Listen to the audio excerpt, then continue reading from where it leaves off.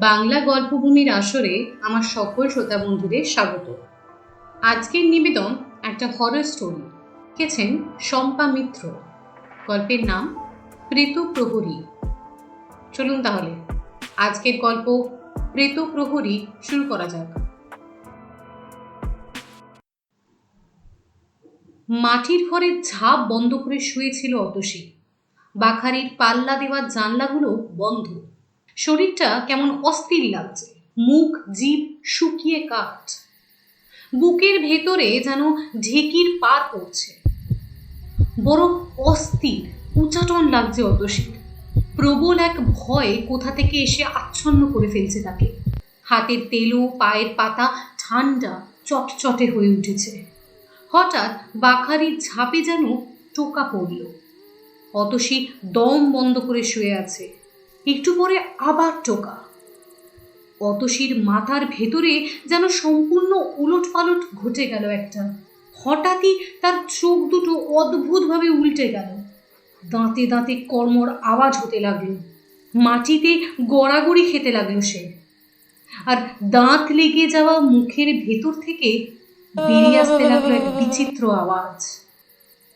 সর্ষে খোলা গ্রামের নিস্তব্ধ রাতের আকাশকে চিরে খান খান করে ফেলল সেই শব্দ, যেন কোনো প্রাগৈতিহাসিক জীবের বীভৎস চিৎকার। প্রথমে ঘুম ভাঙল হালদার বাড়ির বড় কর্তার। স্ত্রীকে ঠেলা মেরে জাগিয়ে দিয়ে বললেন, এই শুনছো, ওই মণ্ডলদার ঘর থেকে কেমন একটা আওয়াজ আসছে না? হালদার গিন্নি ধর্মর করে উঠে কান পেতে শুনল। এবার শব্দের ধরন একটু পাল্টেছে। এক টানা ডাকিনীর কান্নার মতো আওয়াজ। সর্বনাশ! আটকে উঠল গিন্নি। লক্ষণের বউটাকে কি ভূতে পেল নাকি? চলো তো দেখি গিয়ে। শ্রদ্ধ পায়ে দরজার খিল খুলে বেরোলেন হালদার গিন্নি, পেছন পেছন হালদার কর্তা। ততক্ষণে পূবের ঘর পশ্চিমের ঘর থেকে বেরিয়ে আসছে হালদার কর্তার দুই ছেলে আর পুত্রবধূরা। মিনিট খানেকের মধ্যে গোটা গ্রাম ভেঙে পড়ল লক্ষণ মণ্ডলের বাবা শঙ্কর মণ্ডলের ভিটে। উঁচু দালানের মাটির ঘর। মাটির দালান পরিষ্কার তকতকে, দেওয়ালে সাদা চালগুড়ির আলপনা। একপাশে একটা কালো মাটির কুঁজো, চটের আসন শীতলপাটি আর এক পাশে ভালো করে গোছানো।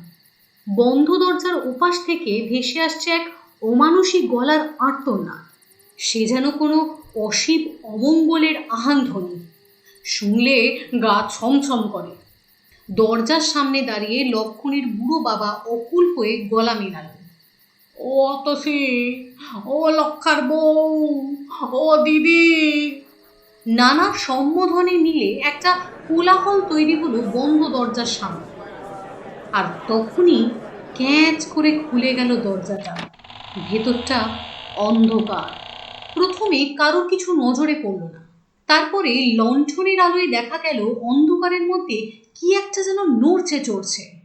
ক্রমশ বোঝা গেল একটা প্রাণী বুকে হেঁটে ঘরের ভেতর থেকে বেরিয়ে আসছে। কি ওটা? মস্ত বড় সাপ নাকি একটা? ক্রমশ প্রাণীটা বুক ঘষ্টে চৌখাট পেরিয়ে উঠানে বেরিয়ে এলো। লণ্ঠনের আলোয় এবার স্পষ্ট দেখা যাচ্ছে। সবাই শিউরে উঠল। বুকে হাঁটা প্রাণীটা আর কেউ না, লক্ষণের বউ অতসী। এলো চুলে ধুলো মাখা, বড় বড় চোখের দৃষ্টি অদ্ভুতভাবে ঊর্ধ্বনেত্র হয়ে স্থির। মুখ দিয়ে লালা ঝরছে, ঘর ঘর আওয়াজ বেরোচ্ছে। শাড়ির আঁচল মাটিতে লুটোপুটি খাচ্ছে। হঠাৎ চোখে দৃষ্টি ফিরল। সামনের জনতার দিকে তাকিয়ে খিলখিল করে হেসে উঠল বউ। কাঁচ ভাঙার মতো সে হাসি শুনলে গায়ে কাঁটা দেয়। হাসতে হাসতেই উঠে দাঁড়ালো বউ। তারপর দাঁত খিচিয়ে তেড়ে এলো প্রতিবেশীদের দিকে। এই হারামজাদার দল, এখানে কি দেখতে এসছিস সবাই মিলে? মেয়ে মানুষ দেখিসনি কখনো? এবার শুরু হলো অকথ্য অসভ্য গালাগালি। কানে আঙুল দিয়ে দালানের ওপর ধপ করে বসে পড়ল ভূতে পাওয়া বউয়ের শ্বশুর। ততক্ষণে লোকজন উঠে এসেছে দালানে। ৩-৪ জন জোয়ান মদ্য লোক ধরে রাখতে পারছে না অতসীকে। উদ্দাম দাপাদাপি করছে, ছিটকে বেরোবার চেষ্টা করছে, আর বিকট মোটা গলায় বিশ্রী বিভৎসভাবে গালাগাল দিয়ে যাচ্ছে। দুজনে ছুটে গেল ওঝাকে খবর দিতে। অতসীর শ্বশুর উঠে চুপচাপ নিজের ঘরে ঢুকে শুয়ে পড়ল। একমাত্র ছেলের বউ, সুন্দরী লক্ষ্মীমন্ত বউ বলে তল্লাটে নাম ডাকাছে অতসীর। যেমন শান্ত তেমনই ভদ্র। শাশুড়ি যতদিন বেঁচে ছিলেন বউ ছিল চোখের মণি। বিয়ের 1 বছর যেতে না যেতেই শাশুড়ির চোখ বুঝলেন, তাও প্রায় 1 বছর হয়ে গেল। শ্বশুরও বৌমা বলতে অজ্ঞান। গায়ের অন্য বউরা বলা বলি করে অতসীর কপাল ভালো, বর তো চোখে হারায়, শ্বশুরও কেমন ভালো মানুষ। অতসীর স্বামী লক্ষণ লোকটা লম্বা হাট্টা কাট্টা জোয়ান, শরীরে হাড় আর মাংসপেশে সুসমঞ্জস্য অবস্থান চলাফেরায় অদ্ভুত একটা সপ্রতিভতা এনে দিয়েছে। কালো সুঠাম চেহারা, চোখের দৃষ্টিতে এখনো যেন একটা সরল ছেলে মানুষই লুকিয়ে আছে। হা হা করে হাসে, আবার বউ মুখ ঝামটা দিলে বকুনি খাওয়া শিশুর মতো গোমরা মুখে বসে থাকে। নিজের কয়েক বিঘে জমি আছে, চাষ করে। এছাড়া একটা ছোটখাটো মণিহারির দোকান আছে। স্বামী স্ত্রীর ছকে বাঁধা দৈহিক ও জাগতিক সম্পর্ক ছাড়াও আরেকটা অদৃশ্য কি যেন লক্ষণের সঙ্গেও তার বউকে জুড়ে রেখেছে। এটা লক্ষণের সঙ্গী সাঙ্গাতরা বুঝতে পারত, একটু একটু হিংসেও হতো তাদের। দুজন যেন দুজনের মধ্যে মজে আছে। যেমন ছিটে ঘুরে পিঁপড়ে পড়লে লড়তে চড়তে পারে না, তেমন ওরা দুজনে যেন সংসারের ঘষা মাজা মানুষ নয়। নবনাট্য কোম্পানির গোল্ডেন জুবলি হওয়া হৃদয়বনে কোকিল ডাকের নায়ক নায়িকা পবন কুমার আর লতা কুমারী। বন্ধুরা ভেবেই পেত না লক্ষণে বউয়ের মধ্যে এমন কি আছে যাতে তাকে দেখার পর চোখ ফেরাতে ইচ্ছে করে না। তাদের কারো কারোর বউ রীতিমতো সুন্দরী, লম্বা চেহারা, ফর্সা রং, সুন্দর মুখ। আদিত্যের বউ মাঝা রং, ছোটখাটো চেহারা, লাল টুকটুকে ঠোঁট আর সোনার নাকচাপিতে ঝলমল করা মুখের কেষ্টার বউ। তবু মনের গহনে লক্ষণের বন্ধুরা প্রত্যেকেই অনুভব করেছে লক্ষণের বউ তাদের অদ্ভুতভাবে টানে। তা সেই বউকে ভূতে পেল? গায়ের ধ্রুপকদের বুকে আশ্চর্য বিষণ্ণতা জমে উঠল। ওঝা এসে কিছুক্ষণ চুপ করে বসে রইল, চোখ বন্ধ, কি যেন অনুভব করার চেষ্টা করছে। জোরে জোরে শ্বাস নিল কয়েকবার, গন্ধ শুকছে বাতাসের। তারপরে হুঙ্কার দিয়ে উঠল, চিনেছি তোকে, আমার চোখকে ফাঁকি দিবি তুই? বল, কেন এই নির্দোষী বউটার ঘাড়ে চাপলি? চারপাশ থেকে ফিসফিস করে উঠল, কে কে কে চেপেছে ঘাড়ে? ওঝা এক দৃষ্টিতে অতসীর দিকে তাকিয়ে জবাব দেয়, এ আর কেউ নয় গো, মুখার্জি মশাই। আতঙ্কের একটা সমবেত অস্ফুট ধ্বনি জেগে উঠল চারপাশে। হারান মুখুজ্জে ছিলেন ডাক সাইটে জমিদার। জমিজিরেদ, বাগান পুকুর, নাট মন্দির, অতিথিশালা সব কিছু নিয়ে ভালোই গুছিয়ে বসেছিলেন। 50 বছর আগে তেঁতুলতলার মাঠে ডাকাতের হাতে খুন হন। দেহ সরকারি মর্গে কাটাছেঁড়া হয়েছিল। একমাত্র ছেলেকে ত্যায্যপুত্র করেছিলেন। স্ত্রী গত হয়েছিলেন আগেই, ফলে শ্রাদ্ধ শান্তি হয়নি। আত্মীয় স্বজনেরা এসে যে যার মতো গুছিয়ে নিয়ে কেটে পড়েছিল। বাড়িটা শেষে পোড়ো বাড়ি হয়ে দাঁড়ালো। সেই মুখুজ্জে মশাই ব্রহ্মদৈত্য হয়ে ভালো মানুষ বউটার ঘাড়ে চাপলেন। হীরা ওঝার নাম ডাক খুব। সমবেত সবাই নিষ্পলক চোখে তার ক্রিয়াকলাপ দেখতে লাগলো। বিড়বিড় করে মন্ত্র পড়তে পড়তে ভূত লাগা মানুষটাকে প্রদক্ষিণ করতে লাগলো ওঝা। মাঝে মাঝে হুঙ্কার দিয়ে লাফিয়ে উঠছে। এক হাতে সিঁদুর মাখা মরার খুলি, অন্য হাতে লম্বা একটা হাড়। ধীরে ধীরে তার গলার আওয়াজ চড়তে লাগলো, পায়ের গতি বাড়তে লাগলো। একটা বিচিত্র ছন্দে গলার স্বর উঠছে নামছে, যেন আফ্রিকার গহন জঙ্গলে কোনো বনো উপজাতির পুরোহিত কোনো এক বিভৎস অপদেবতার আরতি করছে। মাঝে মাঝে এক মুঠো ধুলো নিয়ে মন্ত্র পড়ে অতসীর দিকে ছুঁড়ে মারছে ওঝা। অতসী কাঁকিয়ে উঠছে অদ্ভুত নাকি সুরে। শেষে যখন লঙ্কা পুড়িয়ে নাকের কাছে ধরল তখন কাস্তে কাস্তে বেদম হয়ে পড়ল অতসী, নিতিয়ে পড়ল একেবারে। ওঝা গর্জন করে উঠল, যা, শিগগিরই চলে যা, একে ছেড়ে এক্ষুনি চলে যা, নইলে আজ তোরই একদিন কি আমারই একদিন।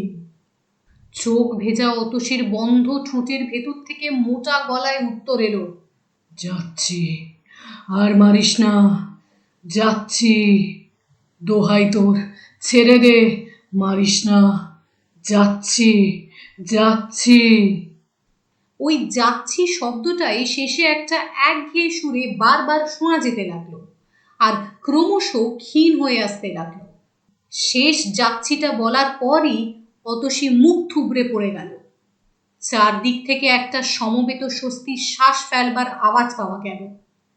বেঁচে আছে অতসী, ব্রহ্মদৈত্য ঘাড় মুটকাতে পারেনি। ওস্তাদ হীরা ওঝা ভূত তাড়িয়ে বাঁচিয়েছে। ওঝাকে তার দক্ষিণা যা দেওয়ার তা তো অতসীর শ্বশুর দিলই, তাছাড়া গ্রামের অনেকেই দিল চাল, কাপড়, পয়সা ইত্যাদি। এমন ওস্তাদ গুণিনকে হাতে রাখা বেশ ভালো। মেয়ে বউ সবারই ঘরে আছে, কার কখন কি হয়, বিশেষ করে সুন্দরী মেয়েদের বিপদ বেশি, পুরুষ ভূতের নজর তাদের উপরই বেশি পড়ে নাকি। অতসী একেবারে নির্জীব হয়ে পড়েছে, মুখে কোনো কথা নেই, ফ্যাল ফ্যাল করে শূন্য দৃষ্টিতে চেয়ে আছে। মহা মুশকিলে পড়লেন গ্রামের গিন্নিবান্নিরা। অতসীর স্বামী গেছে সদরে, জমি জমা নিয়ে কিসব কাজ আছে আদালতে, বলে গেছে 1 সপ্তাহ আগে ফিরতে পারবে না। এবার শাশুড়িহীন বাড়িতে ভয়ে আদমরা বউটাকে কেমন করে একা রাখা যায়? একবার খুব জোরে বেঁচে গেছে বলেই আবারও যে বাঁচবে তার কি গ্যারেন্টি? আবার যদি ব্রহ্মদৈত্য ওকে ধরে, তবে নিশ্চয়ই নিয়েই ছাড়বে। অনেক পরামর্শ করে ঠিক হলো বোঁচার বউ মালতী আর বিষ্টুর বউ সুরমা সব সময় অতসীর কাছে কাছে থাকবে, পাহারা দেবে। ওর ওপর যখন প্রেতের নজর পড়েছে তখন কোনো মতেই ওকে একা রাখা চলবে না। ওজার কথা মতো কোমরে লোহার চাবি বেঁধে নিল অতসী। সারা রাত প্রদীপ জ্বালিয়ে রাখা হতে লাগলো। রাত্রিরে উঠতে হলে 2 সঙ্গিনীকে ডেকে তাদের একজনকে সঙ্গে নিয়ে উঠতে হবে। এছাড়া গ্রামের চৌকিদার বীরেন মণ্ডল লাঠি আর লণ্ঠন নিয়ে ঘন্টায় ঘন্টায় এসে খোঁজ নিতে লাগলো বৌদিমণি ঠিক আছে কিনা। এই ঘটনার আকস্মিকতায় একেবারে বিহ্বল হয়ে পড়ল অতসীর শ্বশুর শঙ্কর মণ্ডল। নিজের ঘরে দিন রাত মাথা গুঁজে বসে থাকে, পুত্রবধূর ঘরের দিক মাড়ায় না, কথা বলা তো দূরের কথা, কেউ ওর সম্বন্ধে কিছু জিজ্ঞেস করলে খেকিয়ে ওঠে। সে রাত্রের ঘটনার পর থেকে পুত্রবধূর ওপর একটা ভয় কিংবা বৃতৃষ্ণা যেন তাকে আচ্ছন্ন করে রেখেছে। শেষে শঙ্কর বলেই ফেলল ভট্টাচ কর্তার কাছে, তা ওরে দেখলেই আমার কেমন গা ছমছম করতেছে। ও মেয়েরে অমঙ্গল জড়িয়ে আছে, আপনে ওরে আমার বাড়ি থেকে সরাইয়া লন কর্তা, কটা দিন অন্য কোথাও রাখে, লক্ষণ ফিরলে যা হোক একটা ব্যবস্থা করা যাবে। প্রথমে রাগারাগি বকাবকি করল, পরে শঙ্করের অবস্থা দেখে ভট্টাচ কর্তা অতসীকে তার বাড়িতে এনে স্ত্রীর হাতে জমা করে দিলেন। লক্ষণ এসে বাড়ির শুনশান দেখে একটু অবাক হলো। তাদের নিজস্ব ঘরের দরজা বন্ধ, শেকল তুলে তালা দেওয়া। বাবা গম্ভীর মুখে চৌকিতে বসে হুক্কা টানছে। বউয়ের জন্য শাড়ি আর গয়না নিয়ে এসছে লক্ষণ। রূপরি জরিপার তাঁতের শাড়িখানা বড় চমৎকার। সে অতসীর পছন্দ জানে, ঠিক পছন্দ হবে। আর ঝকমকে ইমিটেশন করা সীতাহারখানাও জব্বর। কোথাও যেতে আসতে পড়লে সাজগোজের সঙ্গে মানাবে ভালো। মনে মনে নকশা করতে করতে আসছিল সে কেমন ভাবে শাড়িটা অতসীর হাতে তুলে দেবে। তাই বাড়িতে তাকে না দেখে একটু দমে যায়। বাবা ডাকে, লকা, এলি? হ্যাঁ। তোমার বৌমা কোথায়? টিউবওয়েলে জল আনতে গেল নাকি? নাম করিস না, ওই অলক্ষীর নাম করিস না, ওরে ভূতে পেয়েছিল। খারাপ মেয়ে না হলে তারে ভূতে ভর করে। বাইরে সতী সেজে থাকলে কি হবে, ও আসলে নষ্ট মেয়ে। ওরে আমি বাড়ি থেকে দূর করে দিয়েছি, ভট্টাচার্য কর্তার বাড়িতে আছে। বাবার কথাগুলো শুনে ধপ করে দালানে বসে পড়ল লক্ষণ। মাথাটা ঝিমঝিম করছে। কথাগুলো কানে ঢুকলেও ঠিক ঠিক বোধগম্য হচ্ছিল না তার। বাবার হঠাৎ মাথাটা খারাপ হয়ে যায়নি তো? ছেলেকে বেহাল হয়ে বসে থাকতে দেখে শঙ্কর মণ্ডল আবার খিঁচে উঠল। কি হলো, বসে রইলি কেন? যা হাত মুখ ধো, জামা কাপড় ছাড়। এই নে তোদের ঘরের চাবি। বালিশের তলা থেকে চাবিটা নিয়ে সে ছুঁড়ে দিল লক্ষণকে। এতক্ষণে ছেলের মুখের দিকে চোখ পড়ল শঙ্করের। সে নরম গলায় বলল, বুঝি বাপু বুঝি, ঘরের বউ বিগড়ে গেলে খারাপ লাগে বই কি। তোর পরাণের মধ্যে কি হইতেছে আমি কি টের পাচ্ছি না? আমারই তো মুখে অন্ন উঠছে না। শুধু কথার মাঝখানেই লক্ষণ বলে উঠল, ও খারাপ হয়েছে, নষ্ট হয়েছে, তোমারে কে বলল? ভালো মানুষ বউটারে তোমার জিম্মায় রেখে দুদিনের জন্য গেলাম, অমনি সে নষ্ট হয়ে গেল? অমনি তারে ভূতে ধরল? বাজে কথা বললি আমি বিশ্বাস করব? ভালো চাও তো খুলে বলো, ওর কি হয়েছে, নইলে আমি তুল কালাম করব, বলে রাখছি। ক্রমে ক্রমে বাবার কাছ থেকে পুরো ঘটনাটা শুনল লক্ষণ। অসম্ভব উদ্বেগ, দুশ্চিন্তা আর বিষাদ অনুভব করে সে। সে তার বাবাকে জিজ্ঞেস করল, তা ওর শরীর এখন কেমন আছে? ভালো হয়ে উঠেছে তো? বলতে বলতেই উঠে পড়ল লক্ষণ, দরজার দিকে পা বাড়ায়। পিছনে বাবা তেতো গলায় জিজ্ঞেস করল, চললি কোথায়? বাড়ি ফিরেই অমনি ওই হারামজাদির খোঁজে যাওয়া হচ্ছে? খবরদার! বাঘের মতো হুঙ্কার দিয়ে ঘুরে দাঁড়াল লক্ষণ। দু পা এগিয়ে বাবার মুখোমুখি দাঁড়ালো। আমার বউয়ের নামে আর একটা বাজে কথা বললে গলা টিপে শেষ করে দেব।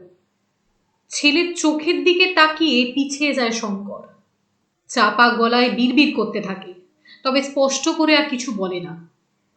হনহন করে হেঁটে ভট্টাচ বাড়িতে পৌঁছে যায় লক্ষণ। ভট্টাচ কর্তা লক্ষণকে দেখে ম্লান হয়ে একটু হাসলেন। এসেছিস? এই ফিরলি? তবে যা, কুয়োতলায় গিয়ে হাত মুখ ধুয়ে একটু জল খেয়ে। এতটা পথ এসেছিস, ধকল তো বড় কম হয়নি। অতসীরা একবার ডেকে দেন কর্তা, অবরুদ্ধ কণ্ঠে বলে লক্ষণ। এক পা করে নতমুখে এসে দাঁড়ায় অতসী। ঘোমটা সরিয়ে মাথা তুলে তাকায় স্বামীর দিকে। দু চোখের কোলে জল টল টল করে। লক্ষণ নিষ্পলকে তাকিয়ে থাকে তার হঠাৎ অচেনা বউয়ের দিকে। এ কদিনে কি চেহারা হয়েছে অতসীর! দু চোখে যেন অপরিসীম ক্লান্ত আর দুঃখ জমে আছে। গালের হনু প্রকট হয়ে উঠেছে। মসৃণ কপালে এই প্রথম কয়েকটি সূক্ষ্ম আঁচড় চোখে পড়ল লক্ষণের। এই কয়েকদিনের মধ্যে যেন অনেক বয়স বেড়ে গেছে মেয়েটার। ভাঙা গলায় প্রশ্ন করল লক্ষণ, কি কি হয়েছিল? অতসী মুখ নিচু করে থাকে, কোনো জবাব দেয় না। তারপর সহসা ফুপিয়ে কেঁদে ওঠে। কাঁদতে কাঁদতেই একটা কথাই বারবার বলতে থাকে, আমি জানি না, আমি জানি না। অবশেষে কান্নার বেগ সামলে অতসী শান্ত হয়।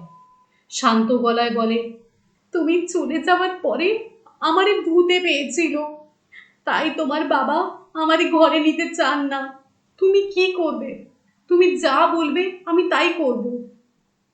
লক্ষণ গলা ছেড়ে নিয়ে বলল, চল চল বউ, ঘরে চল। তুই না থাকলে আমি ও ঘরে থাকতে পারবো না। তোর স্বামী ঘরে তুই থাকবি। দেখি তো বাবা কি করে। ছেলের পেছন পেছন অতসীকে বাড়িতে ঢুকতে দেখে খুব গজগজ করতে থাকে শঙ্কর। তবে মুখ ফুটে আর একটা কথা বলার সাহস হয় না তার। লক্ষণ তালা খুলে ঘরে ঢোকে। গুছিয়ে রাখা বিছানাটা পেতে অতসীকে শুইয়ে দেয়। শুয়ে থাক, একদম উঠবি না। যা দরকার হবে আমারে বলবি। সত্যি সত্যি দুর্বল অতসীকে কয়েকটি দিন বিছানা ছেড়ে উঠতে দিল না লক্ষণ। লক্ষণ নিজে বাজার করে রান্না করে, হাট থেকে জ্যান্ত মাগুর কিনে আনে, কাঁচকলা দিয়ে ঝোল, ডাল, তরকারি, গরম দুধ নিজে বসে বউকে খাওয়ায়। এক সপ্তাহেই চেহারা ফিরে এলো অতসীর। টান টান মুখ, চোখের কোলের কালি উদাও, দু চোখের দৃষ্টিতে যেন আলো খেলা করছে। লক্ষণও খুব খুশি। অতসীকে সে আবার আগের মতো করে তুলতে পেরেছে। ধীরে ধীরে অতসী পুরোপুরি সুস্থ হয়ে উঠল। লক্ষণকে আর রাঁধতে হয় না। সেসব দায়িত্ব আবার অতসী নিয়েছে। স্ত্রী ফিরেছে সংসারে। কিন্তু মাস কয়েক পরে যখন লক্ষণ দুদিনের জন্য বৈষ্ণবীতলার গঞ্জে সস্তায় মাল কিনতে যাওয়া ঠিক করলো, শুনেই আঁতকে উঠল অতসী। মুখ যেন পাশুটে হয়ে গেল তার। প্রবলভাবে মাথা ঝাঁকিয়ে আপত্তি জানাতে লাগলো সে। না না, তুমি যেও না, আমার বড় ভয় লাগে। লক্ষণ হেসে বলল, আরে দূর, ভয়ের কি আছে, মাত্র তো 2 দিন থাকবো না। তুই ঠাকুরের পটে পেন নাম করে লোহার চাবি বেঁধে শুবি, ভূতের 7 দিনেই তোকে ধরবে। কিন্তু কিছুতেই প্রবোধ মানে না অতসী, ফুপিয়ে ফুপিয়ে কাঁদে। লক্ষণ তাকে সান্ত্বনা দিতে গিয়ে টের পায় অতসীর ভয় পাওয়া হৃৎপিণ্ড কত দ্রুত তালে লাফাচ্ছে। খুঁতখুঁতে মন নিয়ে লক্ষণ অবশ্য গেল, আর সেই দিনই নিশুত রাতে আবার অতসীকে ভূতে পেল। একটা তীব্র তীক্ষ্ণ চিৎকারে আবার ছিঁড়ে টুকরো টুকরো হয়ে গেল সর্ষেখোলা গ্রামের রাতের আকাশ। শব্দ লক্ষ্য করে ছুটে আসা গ্রামের প্রতিটি ঘুম ভাঙা লোক শঙ্কর মণ্ডলের উঠানে ভিড় করে দাঁড়িয়ে দেখল একটা রক্ত জমানো দৃশ্য। অতসী দালানে দাঁড়িয়ে দাঁড়িয়ে দুলছে, উদ্যত ডান হাতে একটা আসবটি।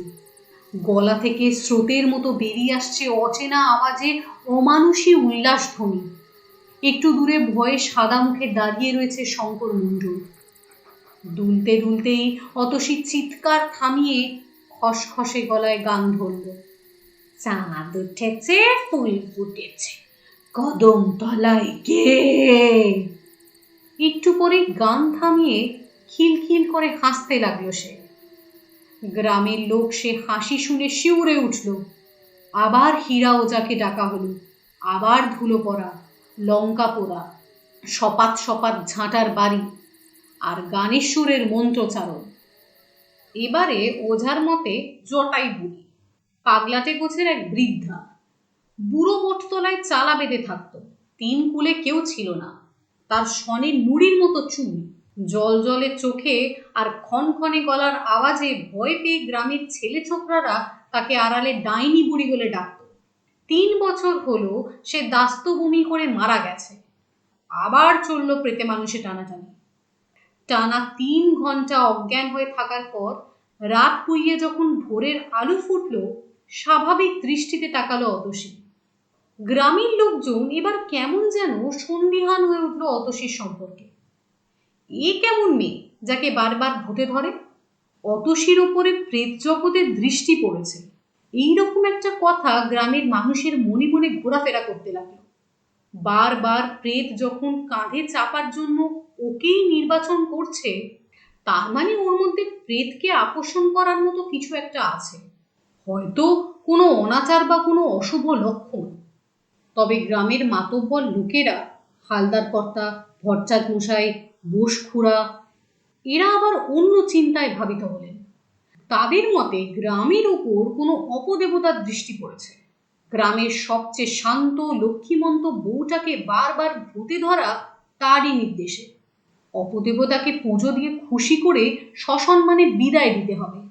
ওঝাকে দিয়ে গ্রাম বন্ধ করতে হবে, যাতে বিতাড়িত প্রেতাত্মা ভালোবাসার টানে আবার ফিরে এলেও গ্রামে ঢুকতে না পারে। একটা খরচের ধাক্কা। ভট্টাচ মশাইয়ের নেতৃত্বে বেকার ছেলেরা চাঁদা তোলার প্ল্যান শুরু করে দিল। গ্রামের সব মেয়ে বউরা হাতে লোহার বালা আর কোমরে লোহার চাবি ধারণ করতে লাগলো। ভূত চারিদিকে ছড়িয়ে রয়েছে, কখন কার উপর দৃষ্টি পড়বে কে জানে। আচ্ছা, অতসী কি ভূতগ্রস্ত হওয়ার 1 মুহূর্ত আগেও কিছু টের পেয়েছিল? না, কিছুই অনুভব করতে পারেনি সে। এমনকি সে রাতে যা যা সে করেছিল সেই স্মৃতিও তার জাগ্রত মন থেকে মুছে গেছে। তবে হয়তো অবচেতনে তা সঞ্চিত রয়েছে। লক্ষণের বাবা এবার প্রকাশ্যে চিৎকার করে গলা পাড়তে লাগলো পুত্রবধূকে। অতি সরলভাবে সে বলতে লাগলো যে জুতো মেরে আর ঘাড় ধাক্কা দিয়ে লক্ষ্মী বিযুক্ত ওই অকল্যাণ রূপিণীকে ভিটে থেকে দূর করে দেওয়াই তার মনোগত অভিপ্রায়। ঠিক এই সময় বাড়ি ফিরল লক্ষণ।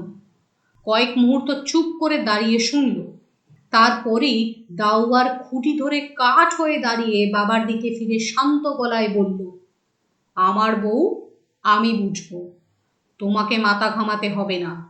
আর গালাগালি দিতে বারণ করেছিলাম না তোমাকে? মন্ত্রের মতো কাজ হলো। সঙ্গে সঙ্গে মুখ বন্ধ করলো শঙ্কর। ঘরে নিয়ে গিয়ে অতসীকে চৌকিতে বসিয়ে দেয় লক্ষণ। চুপ করে পাশে বসে অতসীর পিঠে হাত বুলিয়ে দেয়। বুকের মধ্যে নিঃশ্বাসটা ছটফট করে। সে আর অতসী মিলে একটা সুন্দর পৃথিবী গড়ে তুলেছিল, সেটা ভেঙে গুঁড়ো গুঁড়ো হয়ে যাচ্ছে। পাশের গ্রামে আঁটি শেওড়ার এক ঠাকুর মশাই থাকেন, হরিদেব মুখোপাধ্যায়। সবাই দেব ঠাকুর বলে ডাকে। খুব নাম ডাকের জ্যোতিষী। যা বলেন সব নাকি মিলে যায়। অতসীকে নিয়ে একদিন সকাল সকাল চলে গেলেন লক্ষণ। সব বৃত্তান্ত খুলে বলল তাকে। ঠাকুর মশাই গুণে গেথে বলল, কই, না তো, বধূ মাতার তো কোনো গ্রহদোষ দেখি না। চমৎকার পুষ্টি। এই মেয়ের কোনোদিনও কোনো অশুভ সংস্পর্শ দোষ ঘটেনি, ঘটবেও না। লক্ষণ বলে উঠল, কিন্তু বারবার এরকম হচ্ছে কেন তাহলে? ও যে বড় কষ্ট পাচ্ছে ঠাকুরমশাই। ঠাকুরমশাই মাথা নাড়লেন। আসলে আমি গ্রহ নক্ষত্র এবং দেবী শক্তির প্রভাব নিয়ে চর্চা করি। এই প্রেতচরিত আমার বিষয় সীমার বাইরে। তবে বধূমাতাকে প্রতিদিন 108 বার করে দুর্গা নাম জপ করতে বল, বিপদ কেটে যাবে। সাধিকা ভবানী মা অবশ্য অন্য কথা বললেন। প্রেতাত্মারা মাঝে মাঝে মৃত্যুর পর হাসি কান্নার সংসারে ফিরতে চায়। তখন তারা নাকি বেঁচে বেঁচে সুন্দর সুলক্ষণা মেয়েদের উপরেই ভর করে। তবে এর প্রতিবিধান আছে। শনি মঙ্গলবার ভবানী মায়ের ভর হয়। সেই সময় কিঞ্চিত দরজার হাতে দক্ষিণার ব্যবস্থা করলেই মিলবে দৈব নিদান। 3 দিন খেলেই ব্যাস, প্রেতাত্মার সমস্যার সমাধান। মাথার মধ্যে সবকিছু যেন তালগোল পাকিয়ে গেল লক্ষণের।